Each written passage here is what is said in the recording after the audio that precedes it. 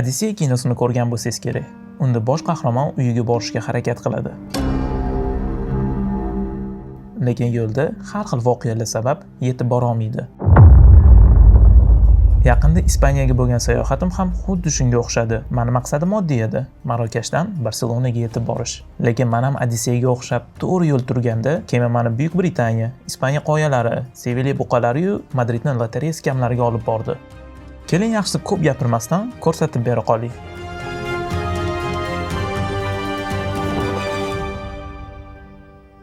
Esingizda bo'lsa, oldingi safar Marokashdan Ispaniyaning Afrikadagi hududlariga dunyodagi eng o'limga boy chegaradan yurib o'tgan edim. Mana o'sha chegara, o'sha mashhur chegara. O'shadan hozir yurib o'tmoqman. Uzoq yo'l. Hozir bu degani, hozir men turgan joy No Man's Land deyiladi. Ya'ni hech qaysi odamga tegishli emas. Bu ikkita chegarani, ikkita davlatni, ikkita qit'ani orasi hisoblanadi. Lekin eng qiziq tomoni, Marokash bu chegarani juda ham qattiq qo'riqlaydi. Bu yoqda deyarli kuniga 30 ta odam o'ladi.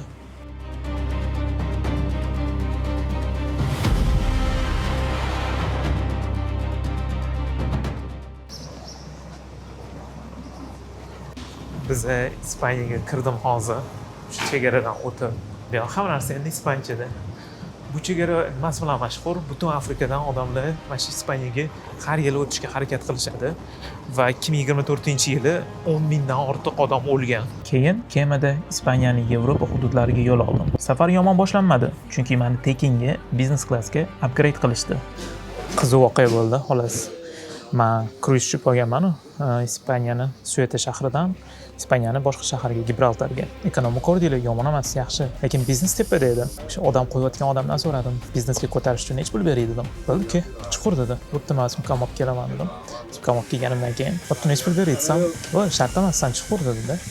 Mana shu tekinga biznesga upgrade qo'yardi. Mana shu zo'rda, mana shu Spanish odamlar. Vuestra comprensión y colaboración para asegurar la comodidad de disfrutar del viaje. Lekin shundan so'ng kemaga chiqqanimdan afsuslana boshladim.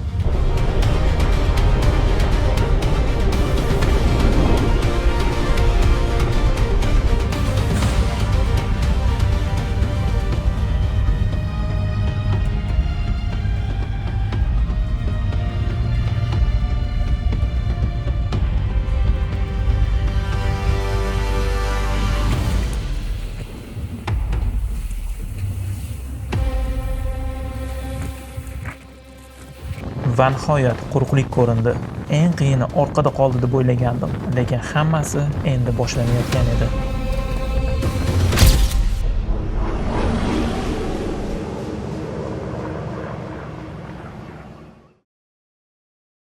Nihoyat quruqlikka chiqdim, lekin bu yer men bilgan Ispaniyaga o'xshamas edi. Inglizcha yozuvlar, Britaniya bayroqlari va shahar o'rtasida o'tgan aeroport yo'lagi. Men Ispaniyaga ketadigan kemaga chiqqandim, to'g'rimi? Britaniyaga emas. Yaxshiyam Britaniyaga vizam bor ekan. Yo'masam meni Gibraltarga kirgizishmas edi. Chunki Gibraltar geografik jihatdan Ispaniyada joylashgan bo'lsa ham, aslida Britaniyaning hududi ekan. Afrikadagi Ispaniya hududlari esizdami? Xuddi shunaqa holat. Qiziq tomoni, bu mikrodavlat shunchaki kichkinaki, uni aeroporti, chegarasi, mashina yo'li bitta joyda va qolgan qismi mana shu bahaybat qoyadan iborat. Gibraltarning undan boshqa qiziqarli joyi yo'q ekan. Nega Britaniyaga o'zi bu hudud kerak yoki nega Ispaniya bilan bu hudud uchun tortishib keladi? Buni tushuntirish uchun butun boshli katta ko'rsatuv kerak.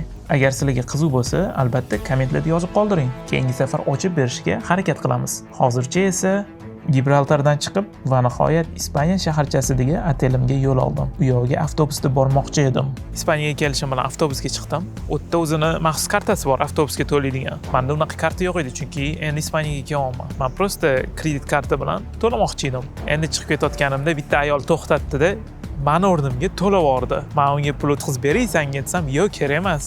Mayli, bo'veradi" dedi. Meni o'rnimga to'lab yuborish situatsiyasi bundan 8 yil oldin birinchi marta Ispaniyaga kelganimda ham bo'lgan. U paytda Ispaniyaga o'qishga kelgan edim bitta semestrga. Yana o'sha holat, karta yo'q, qo'limda 20 yevro naqd pul bor edi. Unda mayda yo'q ekan avtobusda. Endi chiqarib yuborayotganda avtobus ichidan bitta bola yugurib kelib, "To'xta, men senga to'lab yuboraman" deb, meni o'rnimga to'lab yuborgan. Voqealarga qaytsak, meni undan ham hayron qoldirgan joyi bu Ispaniya shaharlaridagi oq uylar, palma daraxtlari, yozuvlar, taomlar hammasi arab madaniyatini eslatdi. Go'yoki men hali ham Marokashda yurgandek bo'ldim. Gibraltardan Barselonaga to'g'ridan-to'g'ri borish iloji yo'q ekan. Bu degani Ispaniyaning har xil hududlarida to'xtab, manzilimga bir necha kunda boraman. Ertalab soat 5 hozir keyingi shaharga ketdim. Hech kim yo'q. Vohlidan turyapman men ham. Amallab turganman, ko'zimni ko'rsaydi kerak. Mana buni qaranglar. Hech kim yo'q.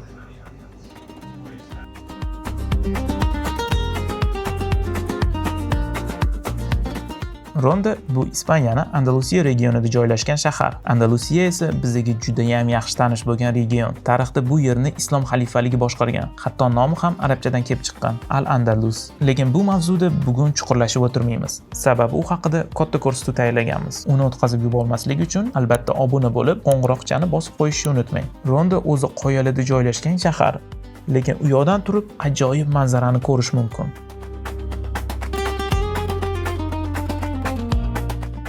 Lekin Rondani dunyoga mashhur qilgan va hamma turistlarni kelishiga majbur qilgan joy bu albatta mana bu ko'prik. Eng qizig'i nomi Puente Nuevo, ya'ni yangi ko'prik. Lekin bu yangi ko'prikning o'zi 200 yildan oshgan. Bundan oldin aynan shu joyga boshqa ko'prik qurishgan, lekin 6 yil o'tmay qulab tushgan. Qariyb 50 ta odam halok bo'lgan. Shundan keyin bu ko'prikni boshdan qurishni boshlashadi. Tasavvur qiling, deyarli 100 metrli qoyani ustida 1700-yillarda bunaqa narsani qurishgan.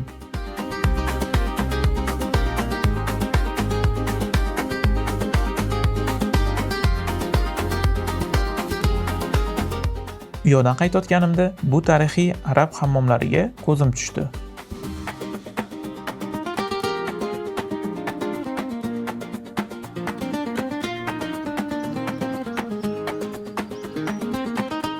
Bu yoqqa tekinga kirdim. Sababi vohli kirganlar tekinga kirar ekan. Inglizlarda gap bor-ku, early bird catches the worm. Vohli turgan qush chuvalchangni topadi.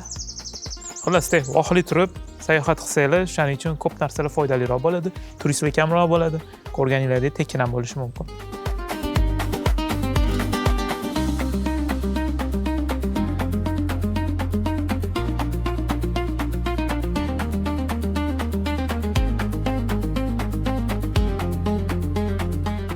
Albatta bu hududlarda Matador, buqalar jangi arenasi juda mashhur, lekin eng mashhuri bu albatta Sevillada.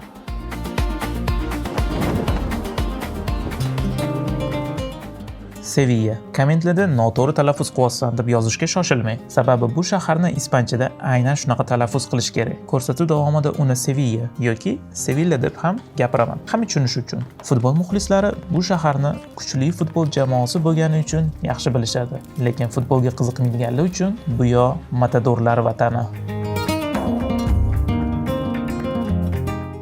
Bu sportni yoki muqarrar o'limni qoidasi oddiy. Hop, bu sportni menimcha hamma bilsa kerak. Bu o'sha buqalar jangi yoki buqaga qarshi odam. Bu sport demak 3 qismga bo'linar ekan. Birinchi qismida o'sha matador jang qiladi deydi. Uni yelkasini kuchsizlantirishga harakat qilar ekan, chunki yangi buqa juda ham chaqqon va tez bo'ladi va uni kuchsizlantirish birinchi qism hisoblanar ekan. Keyin ikkinchi qismida yana o'sha yelkasiga zarbalar bo'ladi, uni yordamchisi bo'lar ekan va uchinchi qismida o'sha matador buqa bilan birga bir qoladi va o'sha hamma biladigan qizil material bilan buqani yengishga harakat qiladi va buqani charchatganidan keyin oxirida buqaga bitta qilich zarbasi bilan uni o'ldirishga harakat qilar ekan. 3 ta har xil matador buqa bilan urushadi va eng kam harakat qilgani g'olib hisoblanar ekan.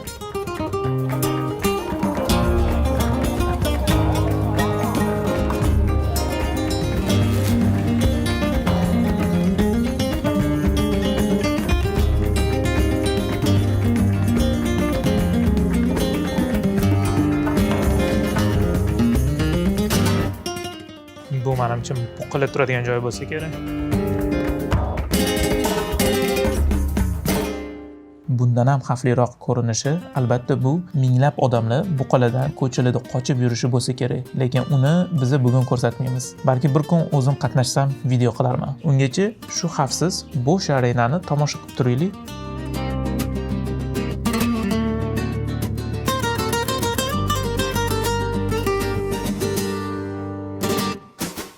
arenadan chiqib, mana bu kemaga ko'zim tushdi. Bu Fernand Magellan butun dunyoni aylanib chiqqan kemasi ekan. Albatta buni ichiga kirishim kerak edi.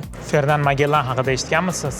Xullas, u dunyoni aylanib chiqqan birinchi odam bo'lgan. U buni 1519-yillarda adashmasam qilgan. Tasavvur qiling, har bitta mana shunaqa kemada 50 ta odam yashagan va ular dunyoni aylanib chiqishga ketishgan. Deyarli bir 3 yil davomida mana shu kemada bo'lishgan, okeanda suzib yurgan bo'lishgan, почти dunyoni hamma joyiga borishgan. Fernand Magellanning o'zi, shu ishni boshlagan odamning o'zi 1521-yilda o'lgan va uni komandasi, tasavvur qiling, 250 ta odamdan 18 tagina odam bitta dona kemada qaytib kelishgan, lekin ular tarixga dunyoni aylanib chiqqan birinchi odam sifatida kiritilgan va Fernand Magellan nomi hozirgacha juda ham mashhur. Men turgan kema xuddi o'sha kema, birga bir o'sha kema. Tasavvur qilishingiz uchun shu kemada 3 yil davomida 50 ta odam, bu umuman aqlga sig'maydi.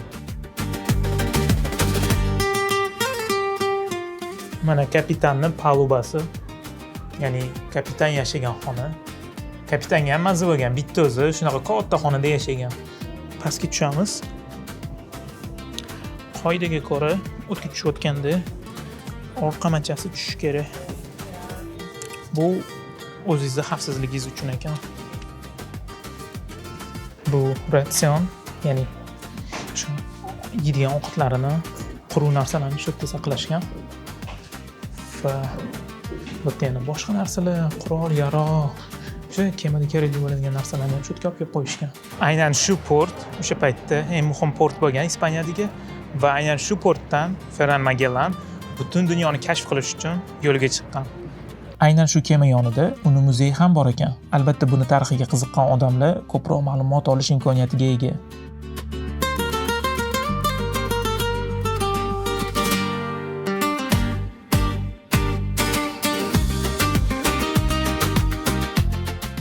Sevillada qiziqarli joylar ko'p, lekin menga eng yoqqani bu hayot tarzi, odamlari, quyosh, apelsin daraxtlari, maydonlar, taomlar, arxitektura, xullas vibe. Sevillaning vibe uchun butun dunyodan odamlar ko'chib kelishmoqda.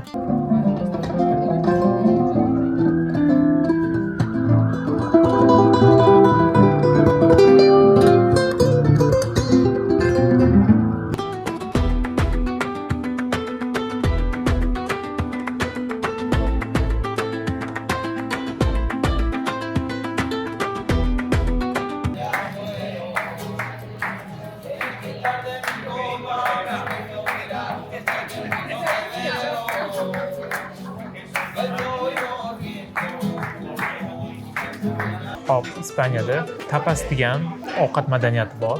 Bu butun boshli ovqat o'rniga ozgina porsiyadan ovqat yeyiladi. Ya'ni ko'p ovqatlar ozgina porsiyadan birgalashib yeyiladi. Mana bugun Sevillada o'shani yeyman va sizlarga ko'rsatib beraman, qanaqa ovqatlar mazasi qanaqa.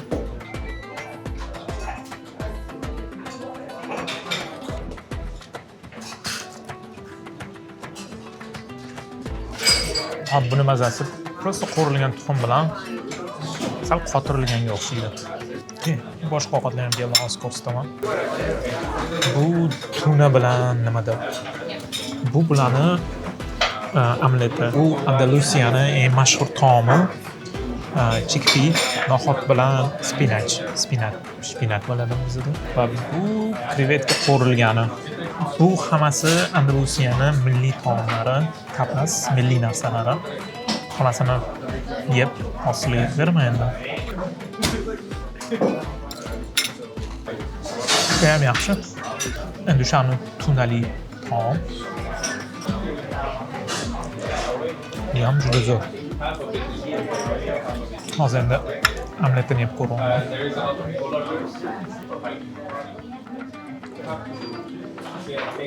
Umuman tuxum mazza yo'q. Qalin ichida nimadir karchka nimadir aralashganga o'xshaydi. Va oxirgisi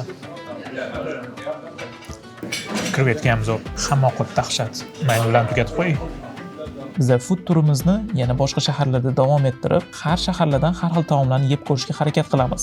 Sevillada qiziqagan ashulachilar ko'chada yurib, bar restoranlarga kelishadi, oldingizga o'tirib ashula aytishadi. Pul kutishadi, berishingiz shart emas, lekin atmosfera juda ham zo'r.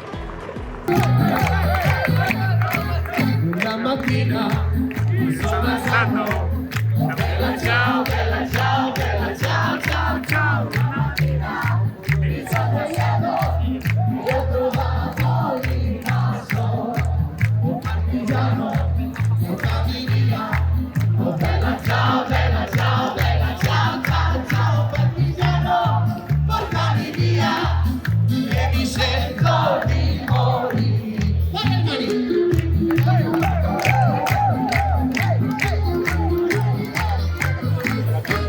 Marokashdan keyin Sevilya вообще boshqacha dunyo bo'lib tuyulyapti. Men anchadan beri Yevropada yashayman, shunda ham Sevilyani atmosferasi, bu yerdagi energiya umuman boshqacha. Odamlar bemalol, sokin, qaysidir ma'noda va undan tashqari bir-biriga juda ham yaxshi munosabatda va ko'rinishdan baxtliga o'xshaydi. Orqamda hali ham ashula ketyapti, hali ham o'ynashyapti.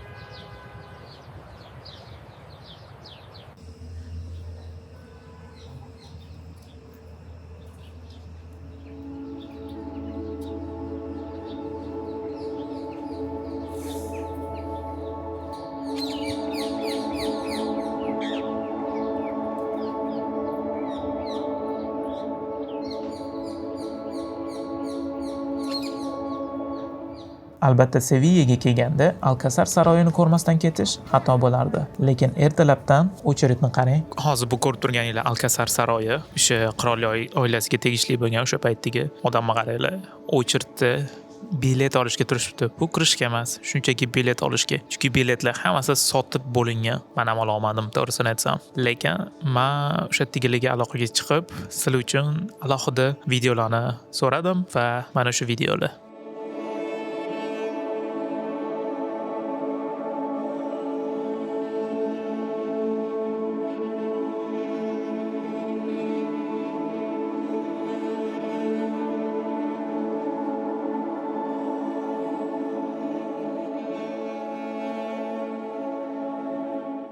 Alkasar saroyini aslida minglab yillar oldin arab usulida qurishgan. Aynan arab arxitektorlar. Bu haqida aytganimdek, detalni alohida videoda gapirib beraman. Lekin albatta arablar qurgan saroylar ichida eng dahshatlisi bu Granadadagi Alhambra saroyi bo'lsa kerak.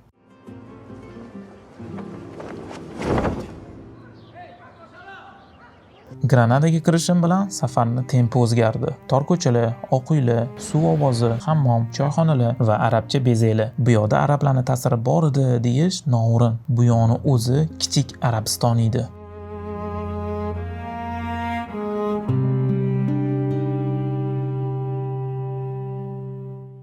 Arab mahallalari qoyali joyda joylashgan ekan va Google'ning aytishi bo'yicha u yoqdan ajoyib manzara ko'rinadi. Men ham o'sha manzarani ko'rish uchun shu tor ko'chalardan chiqishni boshladim.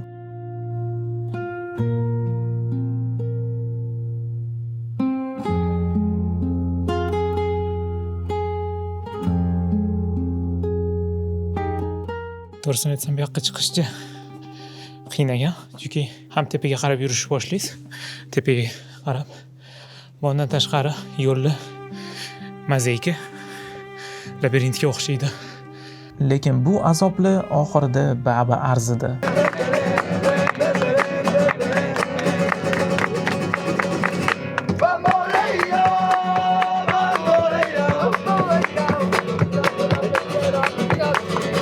Mana bu viewni va atmosferani qarang.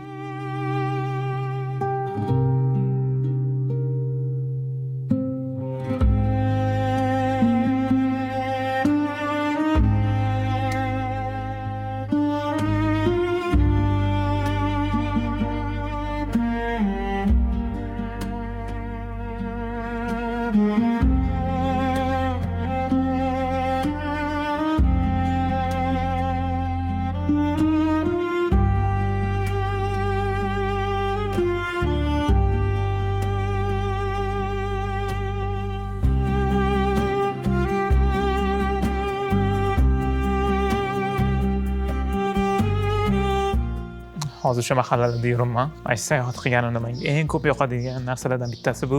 O'zim bilmagan joyga, mahallalarga kirib, o'zimcha o'tda explore topishga harakat qilaman, o'zim uchun kashf qilishga harakat qilaman va umuman kutilmaganda chiroyli narsalar kelib chiqadi. Va o'sha ko'chalardan yurganimda o'zimni local, ya'ni mahalliy aholidek his qilaman.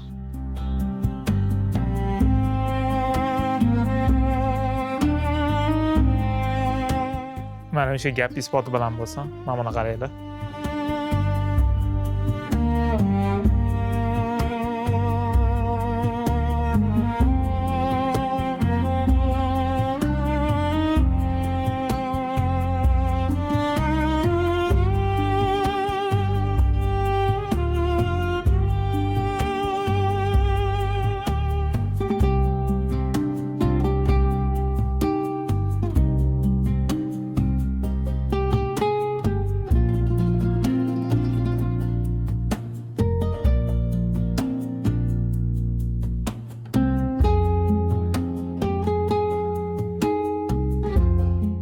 İspaniyada qiziqarli narsa shundaki, odamlar ertalab turadi, obedgacha ishlaydi va obedda orada 1dan 4gacha ular uyiga kirib uxlaydi. Ko'chada deyarli hech kimni ko'rmaysiz unaqa payt. Shaharlar bo'm-bo'sh bo'lib qoladi, hammasi uyiga borib uxlaydi. Buni ular siesta deb ataydi. Va to'rdan keyin qaytib ishiga chiqadi. Biz yoshligimizda bog'chaga borganimizda bizdan obedda uxlatishardi. Burada даже kattalar ham uxlaydi. Granada ko'chalarini kezib yurib, bir narsaga e'tibor berdim. Bu yoqda juda ham ko'p odam lotereya o'ynar ekan. Lekin meni qornim ochib turgan edi. Shuning uchun hozir lotereya emas, balki yana Ispaniya taomlaridan yeb ko'ramiz. Restoranga ovqatlangani keldim. Baludan qilingan narsalar olib kelishdi. Odamlar tushunarli. Va eng qiziq tomoni, hozir men shaharni qoq o'rtasi, turistlar ko'p keladigan, juda ham qimmat va odzivlari juda ham yaxshi bo'lgan restoranga kelganman va narxi ko'rsataman. Va tasavvur qilishingiz uchun bu 20 yevro va 25 yevroga birinchi va ikkinchi va aytganimdek mana bunaqa salat tekinga. Toshkentda tasavvur qiling, eng yaxshi joylardan bittasi. Shahar qoq o'rtasida birinchi, ikkinchi salat tekin 200 millar, 220 millar bo'lsa kerak. Ispaniya Toshkentdan arzonroq.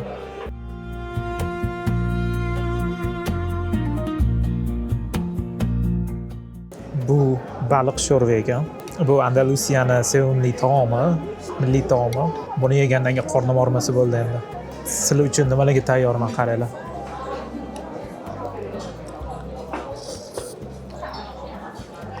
O'zimizni oddiy sho'rvaga balon solib qo'yganga o'xshaydi.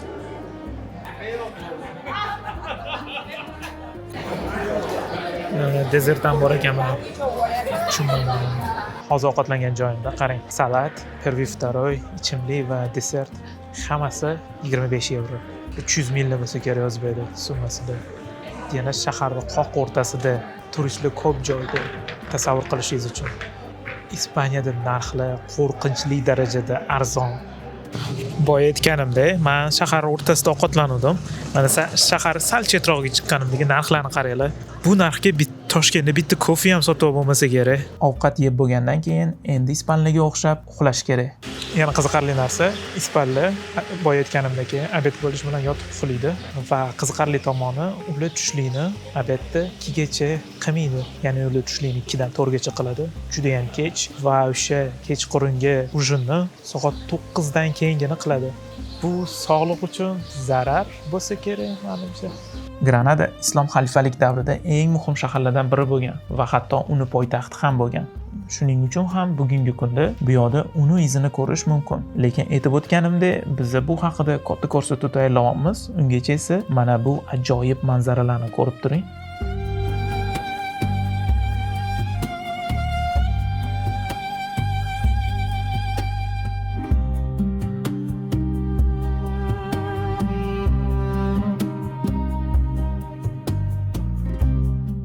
Biz esa Barselonaga qarab davom etamiz, lekin Ispaniyaga kelganda albatta poytaxti Madrid shahrida to'xtab o'tish kerak.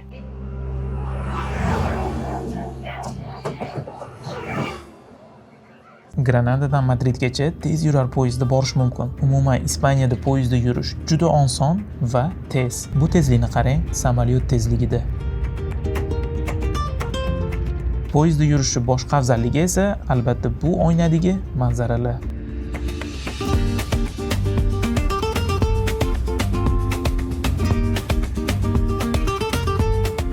Madridga kelishim bilan nihoyat Ispaniyaga kelgandek bo'ldim. Hamma yoqda bayroqlar, katta ko'chalar, qirollik binolari va kilometr nol. Ispaniya siyosati ham ancha qiziqarli, lekin doimiy muxlislarimiz yaxshi bilishadi. Siyosiy videolar uchun bizda alohida rubrika bor.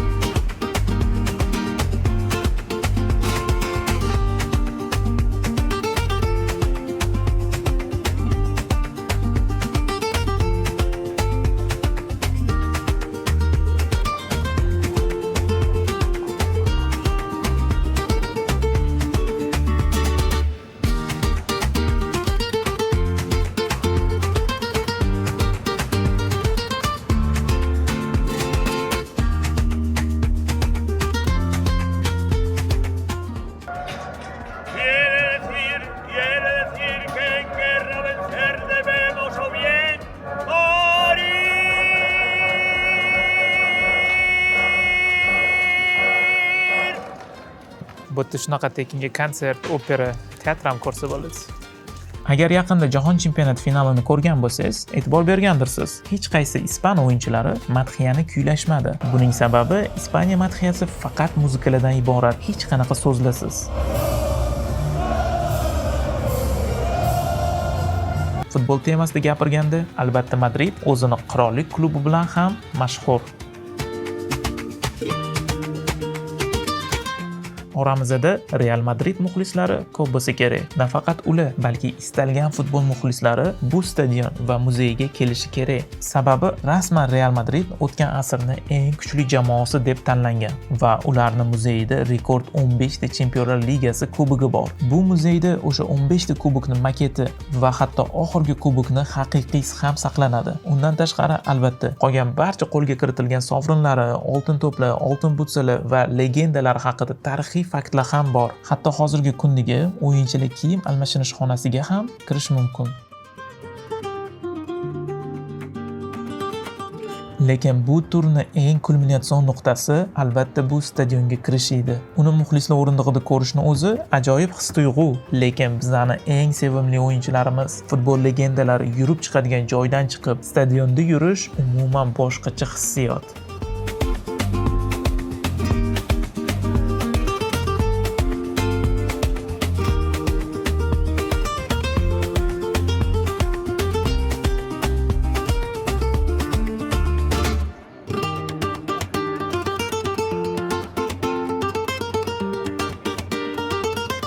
Stadiondan chiqib, ko'zim yana lotereyaga tushdi. Bu safar ularning oldiga borib, bu haqida ozgina qiziqib ko'rdim. Lotereya Ispaniya madaniyatining bir qismi hisoblanadi. Bu yoqda deyarli 100% odam o'ynaydi va hatto bir-biriga sovg'a sifatida beradi. Albatta, ular hammasi yutamiz deb o'ylashmaydi, lekin bu yoqda oilalar, do'stlar, ishxonadagilar birga lotereya o'ynashadi. Maqsad oddiy, agar bittaligi yutsa, hammaligi yutadi va yutuqni birga bo'lishishadi. Bu ularni qaysidir ma'noda birlashtiradi. Men ham qiziqib ko'rdim. Nomerlarni o'zingiz tanlab olsangiz bo'lar ekan. 11 roq ko'ramiz. Agar millioner bo'lib ketsam, mendan boshqa video ko'rmaysizlar. Hali kechqurun endi o'yinni ko'ramiz, agar yutsam. Bu videoni ko'rayotgan bo'lsangiz bilsangiz kerak, demak men lotereyani yuta olmadim, balki keyingi safar. Va albatta Madridda ham ovqatlanib ko'rdim, lekin meni hayron qoldirgan narsa yana albatta narxi. Hozir yana ovqatlanib chiqdim Madridda o'rtasi. Men вообще hayron qolman bu narxlariga. Sabab Madridda qoq o'rtasida, ya'ni juda ham yaxshi review o'sha otzivi bor restoranda birinchi, ikkinchi ichimlik suvlari hammasi bilan birga 25 euro. Tasavvur qiling, Toshkentdagi eng yaxshi restoranlardan bittasida shunaqa narx to'layapsiz. Umuman narxlar ya'ni arzon Madridda. Okay, hozir men endi cheesecake yegani keldim. Sababi San Sebastian aynan Ispaniyada o'ylab topilgan. Cheesecake bu meni weaknessim. Ya'ni dietada bo'lsam ham cheesecake ga yo'q deya olmayman. Lekin Ispaniyada cheesecake yemaslik albatta bu crime, ya'ni jinoyat. Axir cheesecakening vatani shu yoq bo'lsa kerak. Va bu yoqda dunyoga mashhur cheesecake tayyorlanadigan joy bor. Alex Cordon.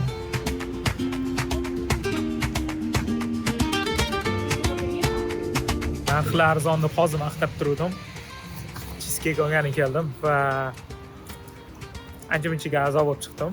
Bu umuman Ispaniyadagi, Madriddagi eng yaxshi cheesecake joyi ekan. Shu Instagramda mashhur bo'lgan. Xullas trenddagi joy ekan. Normalniy. Hozir mazasini tatib ko'ramiz endi.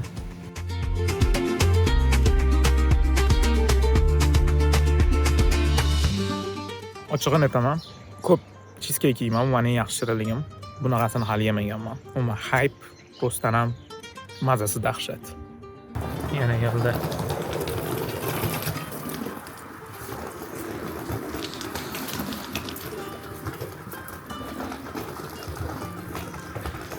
Ispaniyadagi eng xavfli shahar Barselonaga qarab. Hala Madrid. Hala Madrid.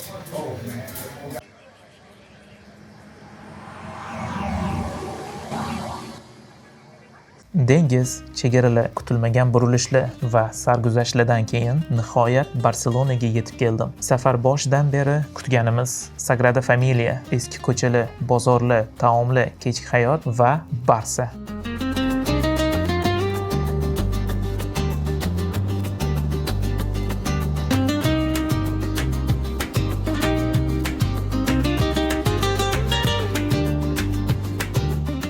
Albatta Barselona o'zini kvadrat mahallalari, Gaudi tomonidan qurilgan noodatiy uylar va Sagrada Familia bilan mashhur. Deyarli 150 yildan beri qurilayotgan, hali ham bitmagan dunyodagi eng baland bu sabor o'zini noyobligi bilan ajralib turadi va butun dunyodan turistlarni o'ziga jalb qiladi.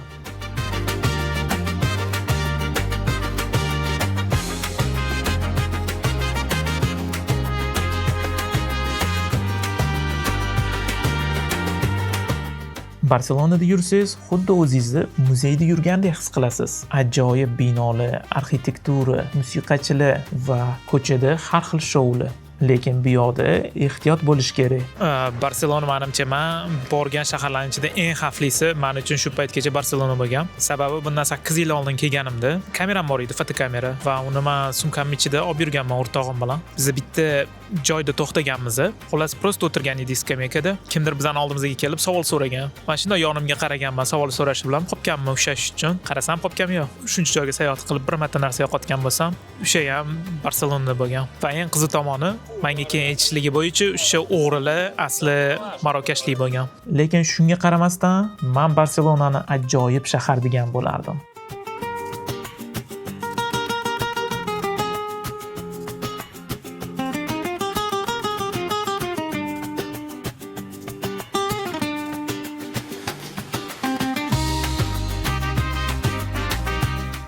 Barselonaga kelishim asosiy sababi albatta o'yinni stadiondan tomosha qilish edi.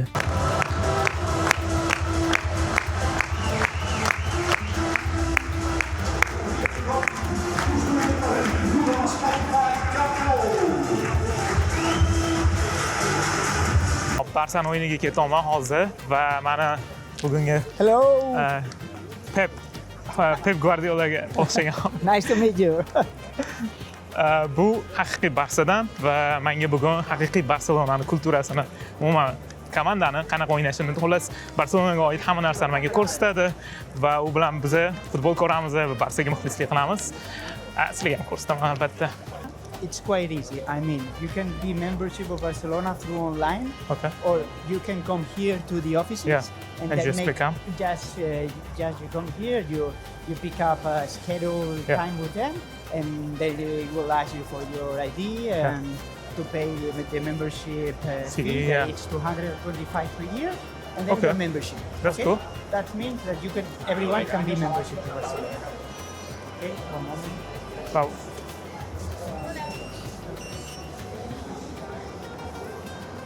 Okay. We even give to you like any advantages, like It's the proud of being membership of okay. Barcelona. Some advantages like the food you will have 25% discount on Oh, the that's food. good. Yeah. Then you have some discounts on events here in Barcelona. Okay. Some discounts on the shop of official shop of Barcelona. Okay. 10% Pepni o'zi, uni ota-bobosi ham aslida Barselonadan. Hatto yangi tug'ilgan chaqalog'iga ham u Barselona a'zoligini olib beribdi.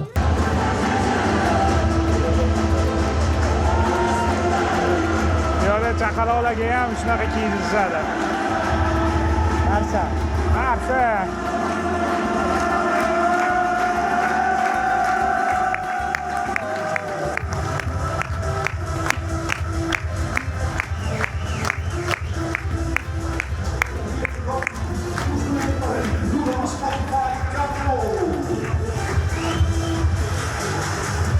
Albatta Barsa bu shahar uchun shunchaki futbol klubi emas, bu madaniyatni bir qismiga aylanib bo'lgan. O'yinlarni oila, do'stlar, yaqinlar bilan birga ko'rishadi va hatto bu futbol klub Kataloniya ozodligi yo'lidagi ramziy jamoa desa ham bo'ladi. Bilib turganingizdek, bu mavzuni aynan Ispaniya siyosatida ochib beramiz. At the mid time, we were talking about how do you see the match, how is it going to be the final result, and most of the time, he made it. He said it's going to be 3-1 or 3-2. Oh, really? And most of the time, he made it. Wow. It was really good. But after Xavi left Barcelona and he Started went to losing, Qatar, yeah. the parents they didn't come anymore to the really? stadium. They were just coming for their son. Yeah, they just Kinda. coming for maybe the big matches. Okay. We are still have the relationship between WhatsApp, but we don't see each other. Okay. Xavini ota-onasi bilan o'rtoq ekan. Xavi. Ha, bu Pep Xavini ota-onasi, hatto Pedri bilan ham o'rtoq ekan. Meni ham Pedrini adasi bilan tanishtirdi. Pedrini adasi bilan ko'rishdim. Birinchi taym ham tugadi. Hisob 0-0. Borib suv ichaman degandim. Qiziq narsa. Baklashkada suv yoki nimadir olsangiz, tepadagi probkasini olib olishar ekan. Sudyalarga qarab o'tmasligingiz uchun. Barsa golini ko'p kutdik. Hayajon, qo'rquv, tortishuvlar, shiddatli o'yin. Spain that didn't allow, of course.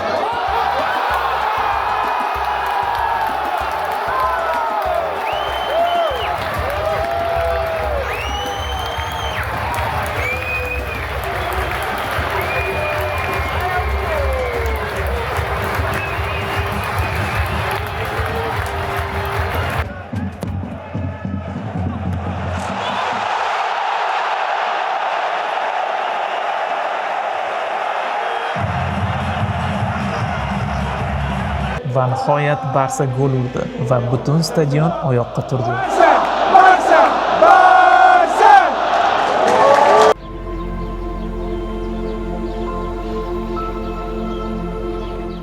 Stadiondan turib futbol ko'rish jarayonida dahshatli emotsiyalarni his qildim. Chunki bu jamoalarni yoshligimizda televizorda ko'rib katta bo'lgan edik. Endi esa haqiqiy hayotda ko'rish imkoniyati bo'ldi. Albatta bu voqeadan keyin yana shu stadionga qaytib kelishga qaror qildim. Menimcha, El Clasiconi stadiondan ko'rish har bittamizning orzuyimiz bo'lsa kerak. Bu shaxsan meni orzuyim. Shuning uchun bu yil 25-oktyabrda Barselonada bo'lib o'tadigan o'yinga 10 ta bilet olib qo'ydim. Bu imkoniyatni sizlar bilan ulashish uchun. Undan tashqari, siz ko'rgan hamma shaharlarga butun Ispaniya, Fransiya, Portugaliya bo'ylab sayohat qilamiz. To'liqroq ma'lumot olish uchun albatta Noyob Travel bilan bog'laning. Ularni Instagramda yoki shu video izohlarida topishingiz mumkin. Futboldan keyin Pep bilan ko'p narsalarni gaplashdik. Siyosat, Barselonadagi hayot, odatlar. Uni menga aytishicha, Barselonada La Tomatina degan g'alati an'ana bor. Unga ko'ra, Kataloniyada odamlar bir-biriga pomidor otib urishadi. Bu ham kulgili, ham pomidorlar uchun vahshiy kun.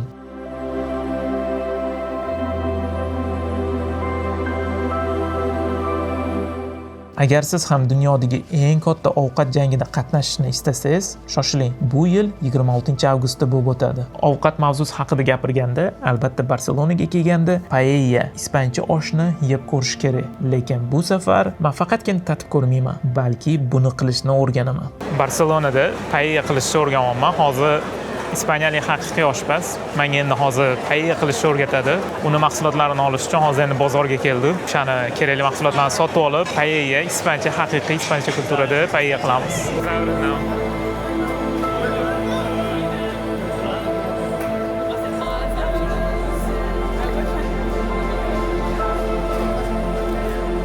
Va bu ovqatni tayyorlashda menga amerikalik Ibiso ismli qiz yordam beradi. Sha. Yeah. Okay. Yeah. Yeah, today I went to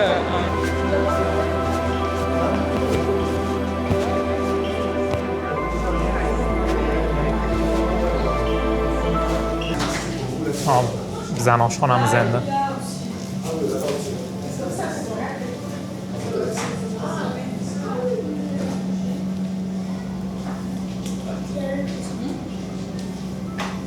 Bu esa bizani bugungi oshpazimiz.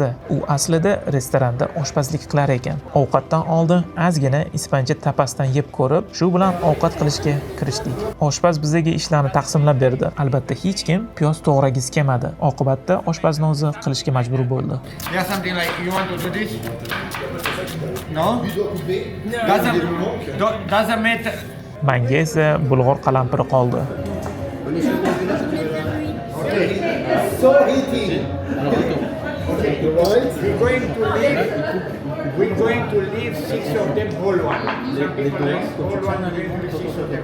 Qolganlar esa har xil. Kimdir pomidor, kimdir pis, kimdir esa shrimpni tozaladi. Yaxshi ham u ish menga tushmadi.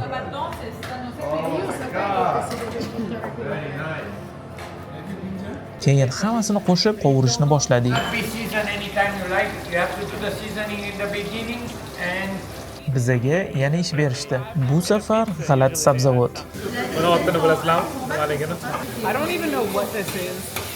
It's an artichoke. I've never like Va biz uni qanaqa to'rash kerakligini tushunmadik va bir nechtasini isrof qilishga to'g'ri keldi. this right in this? Do I keep going? I have no idea. It's like onion. You just keep peeling. Oh my god. more fat. It's qiyani o'xshamaydi. Rest of the seafood that I choose to put them in my area tonight.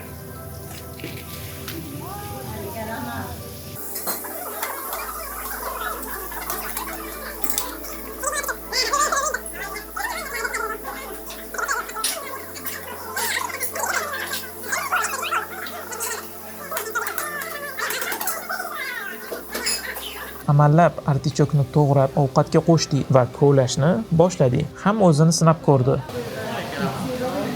Keyin oshpazni o'zi qo'limizdan oldi. Hard job there, no? Oxiri guruchni va baliqlarni qo'shib damladik. The way you like, and you understand your rice which you have.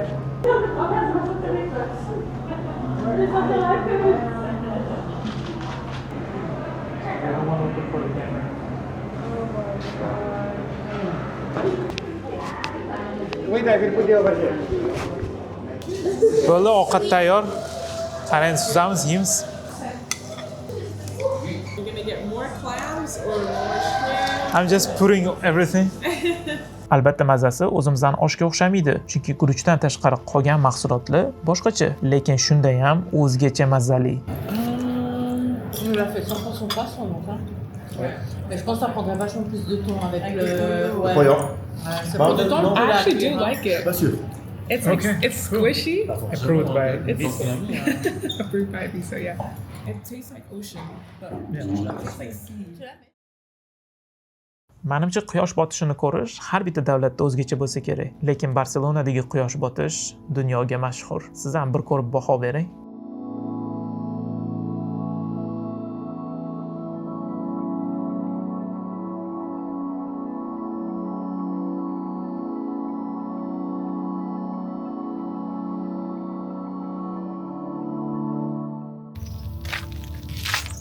Eng yoqimli odamlar, issiq klimat, ajoyib ovqat. Hamma baxtli.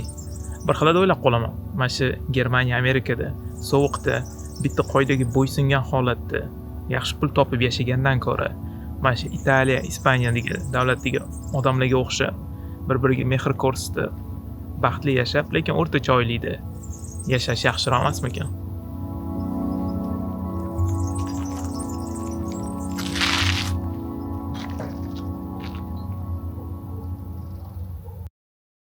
Gazetasi mana shu qo'sammikin deydi.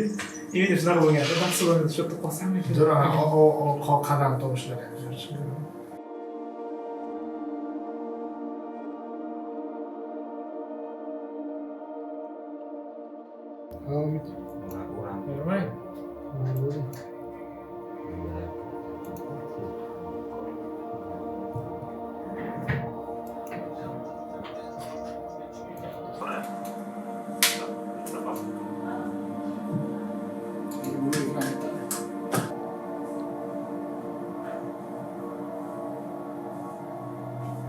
o'zi bu quyosh chiqishi bu. Quyosh botishi asosan. Men kechgacha bo'lmadi. Uxlay turganman. Ovozidan ham bunday Uxlab qolib turibman.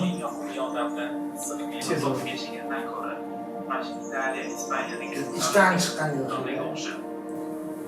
Jon gapirib bo'ldimi bu yerda? Yo'q. Gap yo'q. Sezor. Tamam. Qo'yib yuboramiz shuni. Bu hal bo'ladi hozir.